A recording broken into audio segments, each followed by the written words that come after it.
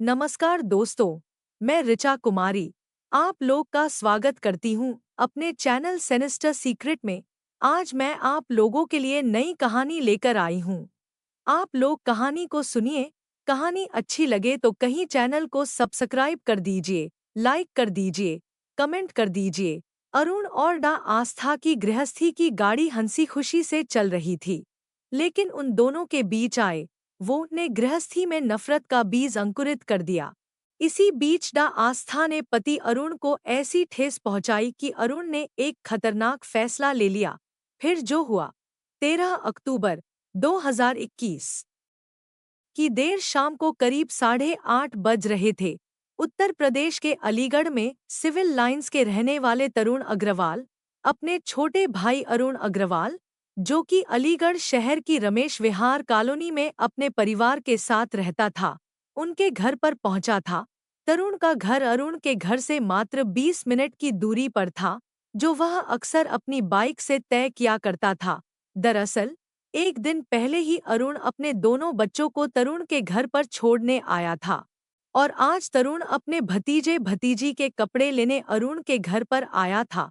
तरुण ने अपनी बाइक अरुण के घर के आगे रोकी और बाहर से देखा तो घर पर अंधेरा और काफी शांति छाई हुई थी। घर के बाहर बरामदे में बस एक लाइट ही जल रही थी, जिससे बाहर गली तक थोड़ी बहुत रोशनी फैल रही थी। बाइक से उतरकर तरुण बरामदे से होते हुए मकान के मेन गेट पर पहुंचा तो देखा कि दरवाजे पर ताला लटका हुआ है। दरवाजे पर ताला लटका देख तरुण को थोड़ी हैरानी हुई। अभी तक तो डा आस्था, अरुण की पत्नी, घर वापस आ जाया करती है। उसने डा आस्था को फोन लगाया, लेकिन आस्था का नंबर स्विच्ड ऑफ होने की वजह से कोई जवाब नहीं मिला। आस्था के बाद उसने अरुण के नंबर पर भी फोन लगाया, लेकिन अफसोस अरुण का नंबर भी स्विच्ड ऑफ ही मिला। उसने मकान के बाहर बरामदे पर नीचे बैठकर 15 से 20 मिनट तक इंतजार किया, लेकिन घर खोलने के लिए कोई नहीं आया। काफी देर तक इंतजार करने के बाद हार मानकर तरुण ने अपनी जेब में हाथ डाला, अरुण के घर की चाबी निकाली और मेन गेट खोलने के लिए आगे बढ़ा। दरअसल तरुण को अरुण ने ही पिछले दिन अपने घर की चाबी दी थी, लेकिन वह खुद दरवाजा नहीं खोलना चाहता था। वह नहीं चाहता था कि गली मोहल्ले में अपने भाई के घर का दरवाजा खोलते हुए कोई उसे देखे और अपने मन में कुछ सोच ले। इसलिए दरवाजा खोलने से पहले काफी देर तक उसने इंतजार किया, लेकिन जब कोई उम्मीद उसे नहीं दिखी तब जाकर उसने अपने पास मौजूद चाबी से दरवाजा खोलना बेहतर समझा। दरवाजा खोलकर तरुण ने सबसे पहले कमरे की सभी लाइट्स ऑन की। कमरे का सारा सामान व्यवस्थित तरीके से अपनी जगह पर मौजूद था। उसने सबसे पहले बच्चों के कमरे में जाकर अलमारी से उनके 2 जोड़ी कपड़े निकाले और अपने हाथों में मौजूद कपड़े के थैले में उन्हें डाल दिया। काफी देर तक बाहर इंतजार करने की वजह से तरुण का गला सूख गया था और उसे प्यास लगने लगी थी। क्योंकि तरुण अब घर के अंदर ही था तो वह घर में किचन की ओर बढ़ा। किचन में पहुंचकर फ्रिज से पानी की बोतल निकाली और पानी पीते हुए उसकी नज़र छत की ओर गई। छत पर उसने ऐसा कुछ देखा जिससे उसकी चीख निकल गई। वह इतनी तेज चीखा कि उसका शोर घर के बाहर गली तक पहुंच गया था। चीख सुनकर गली के लोग चौंकते हुए वहां आ गए और अरुण के घर के आगे जमावड़ा लगा लिया। दरअसल छत की तरफ तरुण ने एक लाश को लटका हुआ पाया, जो कि किसी और की नहीं बल्कि उसके छोटे भाई की पत्नी डा आस्था की थी। तरुण पानी पी चुका था, लेकिन आस था कि लटकी हुई लाश देखकर उसका मन बेचैन हो उठा और उसकी दिलों की धड़कन इतनी तेज हो गई कि उसे फिर से प्यास महसूस होने लगी। वह डरा सहमा घर के बाहर आया तो देखा कि कुछ लोगों की भीड़ का जमावड़ा घर के आगे लग चुका था। गली में खड़े लोगों ने बाहर से तरुण को आवाज लगाते हुए पूछा कि आखिर हुआ क्या है। तरुण ने उनके सवालों को नजरअंदाज करते हुए अपनी जेब से फोन निकाला और पुलिस को फोन लगाया। पुलिस को सूचित करने के बाद उसने आस्था की छोटी बहन आकांक्षा, जो कि आगरा की रहने वाली थी, को फोन कर सूचना दी। फिर घर के बाहर आकर उसने गली वालों को इस घटना के बारे में बताया। अलीगढ़ का थाना रमेश विहार कॉलोनी से बहुत दूर नहीं था। कुछ देर में ही पुलिस की टीम अरुण के घर आ पहुंची। मामले की जानकारी मिलते ही सीओ तृतीय श्वेताब पांडेय भी तुरंत ही घटनास्थल पर पहुंच गए। कुआरसी पुलिस स्टेशन के थाना प्रभारी विजय सिंह, सीओ श्वेताब पांडेय और उनकी टीम घटनास्थल पर पहुंचकर बेहद सावधानी से उस कमरे की ओर बढ़े जहां पर डा आस्था की लाश लटकी हुई थी। उस कमरे में घुसते ही सीओ श्वेताब पांडेय को सड़ने की हल्की बदबू महसूस हुई। उन्होंने अपनी जेब से रुमाल निकालकर अपनी नाक पर रखा। जैसे जैसे वे लाश के नजदीक पहुंचते जा रहे थे, वैसे वैसे बदबू और भी तेज होती जा रही थी। डा आस्था की लाश के करीब पहुंचकर उसी अवस्था में श्वेताब पांडेय ने डेड बॉडी का मुआयना किया। हालांकि प्रथम दृष्टया सभी को यह मामला खुदकुशी का ही लग रहा था, लेकिन श्वेताब पांडेय की नज़र एक ऐसी चीज पर गई जिससे उनके दिमाग से आस्था की खुदकुशी का ख्याल चला गया था। उन्होंने देखा कि आस्था की नाक से खून निकलकर सूख चुका था। श्वेताब पांडेय ने इससे पहले भी कई खुदकुशी के मामलों का निपटारा किया था, लेकिन कभी किसी भी मामले में इस तरह की चीज देखने को नहीं मिली थी। यह देखकर उनके मन में यह मामला खुदकुशी का कम, हत्या का ज्यादा महसूस होने लगा था। श्वेताब पांडेय और थाना प्रभारी विजय सिंह के मन का शक पत्थर की तरह और मजबूत तब हो गया जब उन्होंने तरुण से मृतका के पति और बच्चों के बारे में पूछताछ की। तरुण ने उन्हें बताया कि एक दिन पहले ही अरुण अपने बच्चों को उनके घर पर छोड़कर कहीं चला गया था और बीते कल से ही उसका फोन भी नहीं लग रहा है। यह सुनकर पुलिस की टीम एकदम से हरकत में आ गई। अभी पुलिस की टीम घटनास्थल पर सबूतों के लिए खोजबीन कर ही रही थी कि आगरा से आस्था की छोटी बहन आकांक्षा भी अरुण के घर पर पहुंच गई। आकांक्षा को जब उसकी बड़ी बहन के मरने की जानकारी मिली तो पहली ही नज़र में उसने इस घटना को हत्या करार दिया। जब श्वेताब पांडेय और विजय सिंह ने इस पूरे मामले को लेकर आकांक्षा से पूछताछ की तो उसने चौंकाने वाले तथ्य पुलिस के सामने रखे। आकांक्षा ने पुलिस को बताया कि उसकी बहन डा आस्था और उसके बिजनेसमैन पति अरुण के बीच पिछले काफी लंबे समय से नोकझोंक बनी हुई थी। उसने बताया कि अरुण आस्था पर बेवजह शक किया करता था और कहता था कि वह किसी और के साथ प्रेम संबंध में बंधी हुई है, लेकिन ऐसा कुछ भी नहीं था। अरुण का अपनी पत्नी पर इस तरह से शक करना आस्था को नागवार गुजरता था, जिसके चलते उन दोनों के बीच पिछले कुछ सालों से खूब लड़ाइयाँ होती थीं। कभी कभार अरुण आस्था पर हाथ भी उठाया करता था। यह सब कहते हुए आकांक्षा ने अरुण अग्रवाल, आस्था का पति तरुण अग्रवाल, अरुण का बड़ा भाई अनुज अग्रवाल, अरुण का छोटा भाई और अर्पित अग्रवाल, अरुण का दोस्त, पर आस्था की हत्या का इल्जाम लगाते हुए इन सभी के खिलाफ रिपोर्ट लिखवाई। आकांक्षा शाह ने बताया कि आस्था पर शक करने का काम सिर्फ अरुण ही नहीं कर रहा था, बल्कि ये सब लोग आस्था पर हमेशा नजर बनाए रहते थे और झूठी बातें बनाकर आस्था को फंसाने का काम किया करते थे। थाना प्रभारी ने आकांक्षा से पूछताछ करने के बाद आस्था का शव पोस्टमार्टम के लिए भेज दिया। इसके बाद पुलिस मामले की जांच में जुट गई। क्योंकि यह मामला हाई प्रोफाइल था, इसलिए डा आस्था के शव का पोस्टमार्टम जल्द ही हो गया। 14 अक्टूबर की शाम को 4 डॉक्टरों, जिसमें डा विशाखा माधवी, डा नीरज, डा अनिल और डा हारून शामिल थे, उनके पैनल ने वीडियोग्राफी के बीच फोरेंसिक टीम की मौजूदगी में आस्था के शव का पोस्टमार्टम किया। पोस्टमार्टम में पता चला कि डा आस्था को गला दबाकर मारा गया था। उनके साथ पहले मारपीट हुई थी, जिससे उनके पैरों पर नीले निशान व चेहरे, गर्दन आदि पर भी मारपीट की खरोंच के निशान मौजूद थे। पोस्टमार्टम में उनकी मौत का कारण गला दबाकर स्ट्रांगुलेशन, हत्या करना आया था। पोस्टमार्टम रिपोर्ट आने के बाद पुलिस को यह गुत्थी सुलझती हुई नजर आ रही थी। इसका अर्थ यह था कि घटना को आत्महत्या दर्शाने के लिए आस्था की लाश को फंदे पर लटकाया गया था। यह सब साफ होने के बाद पुलिस ने अरुण के बड़े भाई तरुण से पूछताछ की। तरुण पुलिस की पूछताछ के आगे ज्यादा देर तक टिक नहीं पाया। उसने पुलिस के सामने साफ शब्दों में इस बात को स्वीकार कर लिया कि अरुण ने उसके घर अपने बच्चों को सौंपते समय उसे आस्था की हत्या की सूचना दे दी थी। इसके साथ ही उसने अपने घर की चाबियां भी उसे सौंपी थी, ताकि वह अगले दिन शाम को उसके घर जाए और इस मामले को आत्महत्या साबित करे।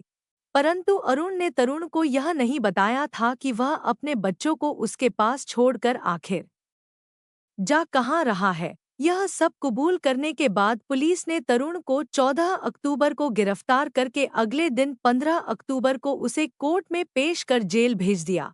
लेकिन अब पुलिस को मामले के मुख्य आरोपी अरुण को पकड़ना था। तरुण तो इस हत्या में सिर्फ अरुण का सहयोगी था। उसे पकड़ना पुलिस के लिए काफी नहीं था। पुलिस ने अपनी इन्वेस्टिगेशन और पोस्टमार्टम रिपोर्ट के आधार पर यह भी पता लगा लिया था कि इस हत्याकांड में अकेला अरुण ही शामिल नहीं हो सकता, बल्कि इसमें और भी लोगों के शामिल होने की संभावनाएं थीं। आरोपियों को जल्द से जल्द पकड़ने के लिए सीओ श्वेताब पांडे ने कई टीमों का गठन कर लिया। टेक्निकल टीम की मदद से पुलिस ने इलाके के सभी सीसीटीवी कैमरों की फुटेज खंगालनी शुरू की। इलाके में हत्या के दिन की फुटेज पर कई घंटों की मेहनत के बाद पुलिस को अरुण के घर के सामने 3 संदिग्ध लोगों के भटकने की फुटेज मिल गई। फुटेज में उन तीनों संदिग्धों के साथ अरुण भी मिलते हुए नजर आ रहा था। यह पता चलने के बाद पुलिस ने जल्द कार्रवाई करते हुए अरुण को ढूंढने की प्रक्रिया और तेज कर दी। सीओ श्वेताब पांडे ने मामले के मुख्य आरोपी अरुण अग्रवाल को पकड़ने के लिए अलीगढ़ में 2 स्वाट टीमों की सहायता भी ली। एसआई संजीव कुमार और एसआई संदीप कुमार के नेतृत्व में स्वाट टीमें पूरे अलीगढ़ में अरुण को ढूंढने में जुट गईं। अरुण को ढूंढने के पुलिस के सारे तरीके फेल साबित हो रहे थे, क्योंकि अरुण का फोन बंद आ रहा था। लगातार प्रयास करने के बाद पुलिस को तब सफलता हासिल हुई, जब अरुण का फोन अचानक से 17 अक्टूबर की रात को ऑन हुआ। अरुण का फोन ऑन होते ही पुलिस की टेक्निकल टीम को उसकी लोकेशन का पता चल गया। वह अलीगढ़ के कासिमपुर क्षेत्र की थी। पता चला कि वहां उसका ऑक्सीजन प्लांट था। सूचना मिलते ही पुलिस जल्द ही वहां पहुंच गई और 18 अक्टूबर की सुबह सुबह अरुण को उसकी फैक्ट्री इलाके से गिरफ्तार कर लिया गया। गिरफ्तारी के बाद अरुण ने पुलिस पूछताछ में आस्था की हत्या की जो वजह पुलिस को बताई, हैरान करने वाली थी। आखिर अरुण ने अपनी डॉक्टर पत्नी को क्यों मारा? आज से लगभग 13 साल पहले सन 2007 में आस्था की शादी अरुण अग्रवाल से हुई थी। इनकी अरेंज मैरिज नहीं बल्कि लव मैरिज थी। वे दोनों एक दूसरे को अपने कॉलेज के दिनों से ही जानते थे। कॉलेज में मुलाकात हुई, दोनों के बीच दोस्ती हुई। कुछ समय साथ रहने के बाद दोनों की दोस्ती प्यार में बदल गई और उसके बाद दोनों की शादी भी हो गई। उनकी शादी पर दोनों के ही परिवारों में से किसी को भी कोई आपत्ति नहीं हुई थी। अरुण का परिवार सुखी संपन्न था। अरुण के परिवार की ओर से शादी के समय भी किसी तरह की कोई मांग, दहेज नहीं थी। दोनों एक दूसरे से बहुत प्यार करते थे। मेडिकल परीक्षा पास करने के बाद आस्था ने डॉक्टरी की पढ़ाई की और शादी के बाद ही आस्था की गवर्नमेंट जॉब भी लगी थी। वह स्वास्थ्य विभाग में संविदा कॉन्ट्रैक्ट पर मेडिकल ऑफिसर के रूप में नियुक्त हो गई। आस्था की इस कामयाबी पर दोनों परिवार बहुत खुश हुए। आस्था की इस नियुक्ति के बाद अरुण ने भी अलीगढ़ के कासिमपुर में राधिका नाम से ऑक्सीजन प्लांट खोल लिया था। इस काम के लिए आस्था ने अपने पति अरुण का पूरा सहयोग भी किया था। समय के साथ आस्था के 2 बच्चे हुए। 10 वर्षीय बेटा अर्नव और 8 वर्षीय बेटी आन्या उनके जीवन में नई खुशियां लेकर आए। लेकिन उन दोनों के जीवन में खुशियां ज्यादा दिनों तक नहीं टिक पाईं। अरुण ने पुलिस की पूछताछ के दौरान बताया कि 2 साल पहले जब उनके जीवन में सब कुछ सही चल रहा था, उस समय आस्था के जीवन में एक और व्यक्ति ने कदम रखा। उसके आने के बाद से ही उनके संबंधों में दरार पैदा होना शुरू हो गई। आस्था के जीवन में इस नए व्यक्ति के आने के बाद से वह हर समय खोई खोई सी नजर आया करती थी। वह अक्सर रात को घंटों तक फोन पर किसी युवक से बात किया करती थी। यदि आस्था से पूछा जाता कि वह किससे बात कर रही है तो उसके जवाब में वह कहती कि अपने कॉलेज की फ्रेंड्स से बात कर रही है। आस्था की बदली हुई एक्टिविटीज थी कि वह अपने घर से निकलती तो काम के लिए ही थी, लेकिन वह अक्सर अपने अस्पताल में पहुंचती ही नहीं थी। समय के साथ साथ उसका काम से घर पर आने के नियत टाइम में इजाफा होने लगा था। जो आस्था पहले अपने परिवार के साथ, अपने बच्चों के साथ समय गुजारने में विश्वास किया करती थी, उसका हर दिन काम पर जाना, छुट्टी न लेना, वीकेंड और हॉलिडे वाले दिन भी काम पर जाना इत्यादि की वजह से आस्था पर अरुण का शक बढ़ने लगा था। यहाँ तक कि आस्था उस नए युवक को अपने घर पर भी बुलाया करती थी जब अरुण घर पर नहीं होता था। अरुण को यह बात तब पता चली जब पड़ोस के एक दोस्त ने फोन करके इस बात की सूचना उसे दी थी। शक बढ़ने के साथ साथ इन दोनों के बीच प्यार की जगह झगड़े ने ले ली थी। वह लगभग हर दिन एक दूसरे के साथ इसी बात को लेकर झगड़ते थे। उनके आपस का यह झगड़ा बच्चों से भी नहीं छिपा था। बच्चों पर उनके झगड़े का बहुत असर पड़ने लगा था। अर्नव और आन्या दोनों अक्सर एक साथ ही कमरे में खेलते थे। उनका अपने माँ बाप से मिलना जुलना, खेलना, बातें करना इत्यादि लगभग खत्म ही हो गया था। समय के साथ साथ इस दंपति के बीच उनके बीच इस झगड़े की खबर फैक्ट्री में सिक्योरिटी गार्ड विकास को भी थी, क्योंकि झगड़ा करने के बाद विकास हर रात दारू की बोतल लेकर आता था। अपने गार्ड के साथ बैठकर दारू पीते पीते अपने दुख दर्द को बयान करता था और वहीं सो जाता था। लेकिन जब अरुण हर रात को सोने अपनी फैक्ट्री चला जाता था तो आस्था को भी अरुण पर शक होने लगा था। आस्था के मन में पति के खिलाफ शक उठता कि अरुण का भी कहीं बाहर कोई चक्कर तो नहीं चल रहा। आस्था के मन में पति के खिलाफ शक पैदा होने के बाद से बीच में कुछ समय के लिए उन दोनों के बीच झगड़े होने बंद हो गए थे, लेकिन अरुण उसके बावजूद भी रात को सोने के लिए अपनी फैक्ट्री में ही चला जाता था। उसे फैक्ट्री में सोने, शराब पीने, सिगरेट फूंकने इत्यादि की मानो लत सी लग गई थी। उसके ऐसा करने पर आस्था के मन में अरुण के लिए और भी ज्यादा संदेह पैदा होने लगा था। इस बीच वह अरुण को उसकी संपत्ति अपने बच्चों और उसके नाम करने के लिए दबाव बनाने लगी। आस्था को लगता था कि यदि अरुण का बाहर किसी और लड़की से संबंध हुआ तो कहीं वह उसे और उसके बच्चों को बेदखल न कर दे। संपत्ति ट्रांसफर करने की बात से अरुण खींच उठता था। वह जीते जी यह नहीं चाहता था कि उसकी मेहनत से कमाई हुई संपत्ति को वह आस्था के नाम कर दे। इन सारी बातों को लेकर आस्था और अरुण के बीच एक बार फिर से 28 सितंबर 2021 की रात को झगड़ा हुआ। दोनों के बीच झगड़ा इतना ज्यादा बढ़ गया कि अरुण ने आस्था की पिटाई कर दी। उसी रात आस्था ने अपने उसी दोस्त को फोन करके अरुण के साथ हुई मारपीट के बारे में सब कुछ बता दिया। देखते ही देखते कुछ ही पलों में आस्था का प्रेमी उनके घर पहुंच गया और उसने बच्चों के सामने आस्था पर हाथ उठाने के लिए अरुण को खूब मारा पीटा। इस घटना के बाद अरुण का गुस्सा 7वें आसमान पर पहुंच गया।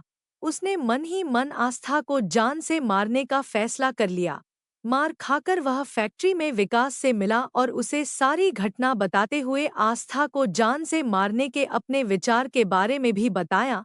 विकास बेशक काम सिक्योरिटी गार्ड का करता था, लेकिन वह कई कॉन्ट्रैक्ट किलर्स को जानता पहचानता था जो पैसों के लिए किसी की भी जान ले सकते थे। विकास ने अरुण को 2 कॉन्ट्रैक्ट किलर्स से मिलवाया, अशोक उर्फ टशन और पवन। दोनों से बातचीत कर अरुण ने 1 लाख रुपए में पत्नी को जान से मारने का कॉन्ट्रैक्ट दे दिया। अरुण ने 60,000 रुपए एडवांस में देकर दिन और टाइम तय कर लिया। 13 अक्टूबर 2021 की रात को वे चारों लोग अरुण की गाड़ी में सवार होकर उसके घर पहुंचे। उसके बाद अरुण ने बच्चों को डरा धमका कर टीवी वाले कमरे में बंद करके टीवी का वॉल्यूम बढ़ा दिया। तीनों साथ मिलकर पत्नी आस्था की गला दबाकर हत्या कर दी। हत्या करने के बाद उन्होंने उसकी लाश छत के हुक से लटका दी ताकि मामला आत्महत्या का लगे। हत्या के बाद हत्यारे अपने अपने रास्ते निकल गए। अरुण बच्चों को ले कर घर पर ताला लगाकर अपने भाई तरुण के घर पहुंच गया। उसने अपने बड़े भाई तरुण को आस्था की हत्या की बात बता दी, अपने बच्चों और चाबियां सौंप कर दिल्ली के लिए निकल गया। कॉन्ट्रैक्ट किलर्स को बाकी के पैसे उसे वहीं देने थे। पैसे देने के बाद उसके पास अपने पैसे खत्म हो गए थे। वह पैसे लेने के लिए कासिमपुर आया था। विकास को फोन करने के लिए अपना फोन चालू किया। तभी उसकी लोकेशन पुलिस को पता चल गई और वह पकड़ा गया। अभी तक डा आस्था अग्रवाल की हत्या के 5 आरोपी पकड़े जा चुके हैं। पहले तरुण अग्रवाल, फिर अरुण अग्रवाल, सिक्योरिटी गार्ड विकास और कॉन्ट्रैक्ट किलर पवन। 5वां आरोपी अशोक उर्फ टशन। अरुण ने साजिश